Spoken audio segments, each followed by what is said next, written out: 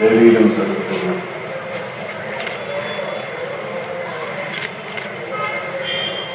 എല്ലാവരും നമസ്കാരം. ഞാൻ 1.5 മണിക്കൂറായി ഇരിക്കുന്നു.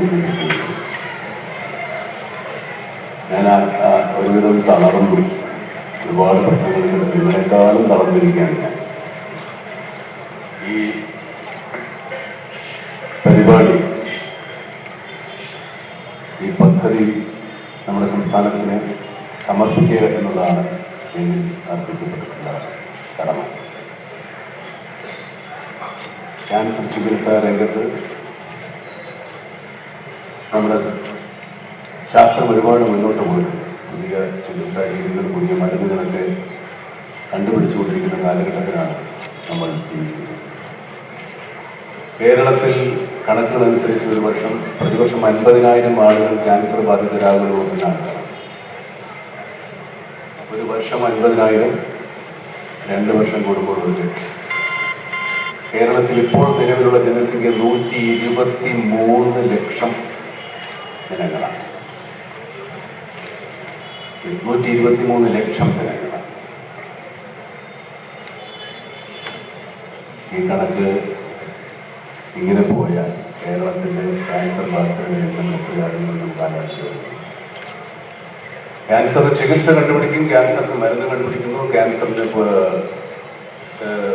സൗജന്യ ചികിത്സ പദ്ധതിയാണ് സുഹൃത്തം. സുഹൃത്തങ്ങൾക്ക് എല്ലാവരും പറഞ്ഞതുപോലെ സുഹൃത്തം ഞാൻ അഭിനയിച്ച സിനിമയാണ്. ആ സിനിമയിൽ ഞാനൊരു ക്യാൻസർ പേഷ്യൻ്റായിരുന്നു. ക്യാൻസറിൽ നിന്ന് ഞാൻ മുക്തനാകുന്നതാണ് കഥ. എനിക്ക് പറയാനുള്ളത് മറ്റൊരു കാര്യം. ആരോഗ്യം, വിദ്യാഭ്യാസമൊക്കെ ഒരു പൗരാവകാശങ്ങളിൽപ്പെട്ടതാണ്. ഒരു രാജ്യത്തെ ഓരോ പൗരനും ആരോഗ്യവാനായിരിക്കാനുള്ള അവകാശം, വിദ്യാഭ്യാസം ലഭിക്കാനുള്ള അവകാശം പൗരാവകാശം. അതൊരു സൗജന്യമായി കൊടുക്കേണ്ട കാര്യമില്ല. നമ്മുടെ രാജ്യത്തിൻ്റെ സാമ്പത്തിക നില അനുസരിച്ചിട്ടാണ് അത് സൗജന്യമായി ചില കാര്യങ്ങൾ മാത്രം നടന്നത്. പക്ഷെ വിദ്യാഭ്യാസവും ചികിത്സയും ആരോഗ്യവും പരിപൂർണമായിട്ടും സൗജന്യമാക്കേണ്ട കാലം നമ്മുടെ ഭാരതത്തിൽ അതിക്രമിച്ച് കഴിഞ്ഞിരിക്കുന്നു. അത് മറ്റൊരു വിഷയം. Cancer pain and palliative care ചികിത്സാ രംഗത്ത് കേരളത്തിൽ ആദ്യമായി കാലിക്കറ്റ് പെയിൻ ആൻഡ് പാലിയേറ്റീവ് ക്ലിനിക്കിൻ്റെ ഒരു സൊസൈറ്റി ഉണ്ടായി 1995. ആ സൊസൈറ്റി ആരംഭിക്കാൻ വലിയ സാമ്പത്തിക ബുദ്ധിമുട്ടുണ്ടായിരുന്ന ഒരു കാലത്ത് രോഗികളെ സ്പോൺസർ ചെയ്യാനായി അവിടെ ഉണ്ടായിരുന്ന ഇപ്പോഴുള്ള ഡോക്ടർ സുരേഷ് എന്നെ സമീപിച്ചു. ഞാൻ പറഞ്ഞു, ഞാൻ ആളുകളെ കാണാൻ വരുന്നില്ല, വേണമെങ്കിൽ ഞാൻ എന്തെങ്കിലും ധനസഹായം ചെയ്യാം. പക്ഷെ എന്നെ കാണാൻ വന്നു എന്നോട് സംസാരിച്ചപ്പോൾ അതിനപ്പുറത്തേക്ക് എന്തോ ചെയ്യാൻ എനിക്ക് സാധിക്കും, അല്ലെങ്കിൽ ഞാൻ ചെയ്യണമെന്ന് എനിക്ക് തോന്നി. അങ്ങനെയാണ് പെയിൻ ആൻഡ് പാലിയേറ്റീവ് കെയറിൻ്റെ മുഖ്യ രക്ഷാധികാരിയായി ഞാൻ സ്ഥാനമേറി. കേരളത്തിൽ ആദ്യമായിട്ട് പെയിൻ ആൻഡ് പാലിയേറ്റീവ് കെയർ ചികിത്സാ പദ്ധതി ആരംഭിച്ചത് Kozhikode pain and palliative care സെൻ്ററിലാണ്. അതിൻ്റെ മുഖ്യ രക്ഷാധികാരിയായിരുന്നു ഞാൻ. ഇപ്പോഴും പേരിന് ഞാനുണ്ട്, പക്ഷേ എൻ്റെ പ്രവർത്തനങ്ങളും എൻ്റെ സേവനങ്ങളും അവർക്ക് ആവശ്യമില്ല. അത്രത്തോളം കേരളത്തിൽ ഈ ചികിത്സാ സമ്പ്രദായം വളർന്നു കഴിഞ്ഞു. ഒരുപാട് പേര് സ്വമേധയാ ഇതിന് ചൂടായ ഈ പ്ലാസ്റ്റിക് ഈ വെള്ളത്തിൽ കലരും. ഈ പ്ലാസ്റ്റിക് ക്യാൻസർ ഉണ്ടാകാൻ ഒരു പ്രധാനപ്പെട്ട കാരണമാണെന്ന് മറന്നുപോയി.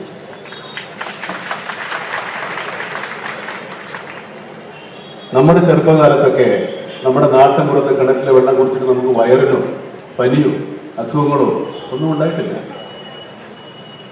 നമ്മുടെ നഗരാന്തരങ്ങളിൽ നമ്മുടെ പനി വരാത്ത മാസത്തിലൊരിക്കൽ ഒരു പനിയെങ്കിലും വരാത്ത ആളുകളുണ്ട്. എന്തുകൊണ്ടാണ് നമ്മൾ ആരും ആലോചിക്കുന്നില്ല? നമ്മുടെ വീടിനകം മാത്രം വൃത്തിയാക്കുകയും വീടും പരിസരവും പൊതുസ്ഥലങ്ങളും വൃത്തികേടാക്കുന്ന കാര്യത്തിൽ നമ്മൾ മറ്റാരെക്കാളും മുന്നിലാണ്. നമ്മൾ പ്ലാസ്റ്റിക് കത്തിച്ചു കളയുന്നു, പ്ലാസ്റ്റിക് അല്ലാത്ത സാധനങ്ങൾ കുഴിച്ചു മൂടുന്നു. ഇതുകൊണ്ടൊന്നും നമ്മുടെ അന്തരീക്ഷ മലിനീകരണം മാറുന്നില്ല. നമ്മുടെ രോഗാണുക്കൾ ചത്തുപോകുന്നില്ല.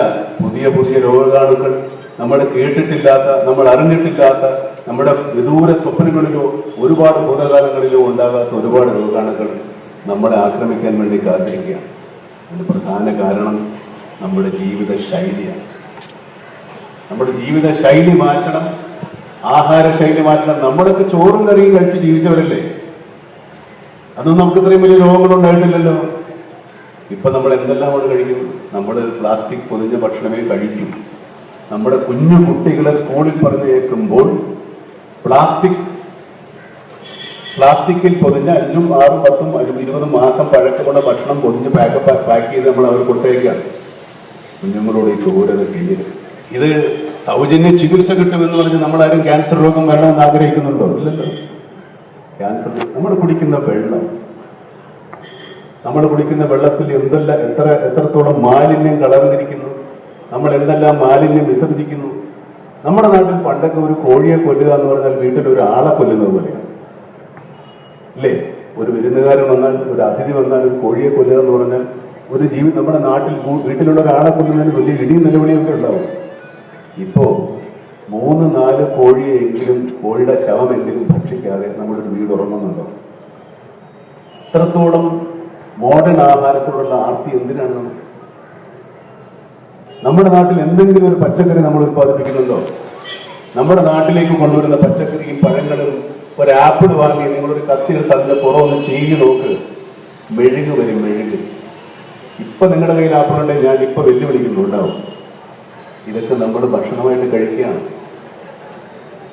നമ്മുടെ ആഹാര രീതി, നമ്മുടെ ജീവിത രീതി, നമ്മുടെ ജീവിത ശൈലി, നമ്മുടെ ഭക്ഷണ ശൈലിയൊക്കെ നമ്മൾ മാറ്റിയേ പറ്റൂ. ഒരുപാട് വൻ കമ്പനികൾ, വിദേശ കമ്പനികളൊക്കെ നമ്മുടെ നാട്ടിലേക്ക് ഇതൊക്കെ അടിച്ചിറക്കുന്നുണ്ട്. ഇതൊന്നും ആ നാട്ടിൽ അംഗീകരിക്കുന്ന സാധനങ്ങളല്ല പലതും എന്ന് മനസ്സിലാക്കി കൊടുക്കുക.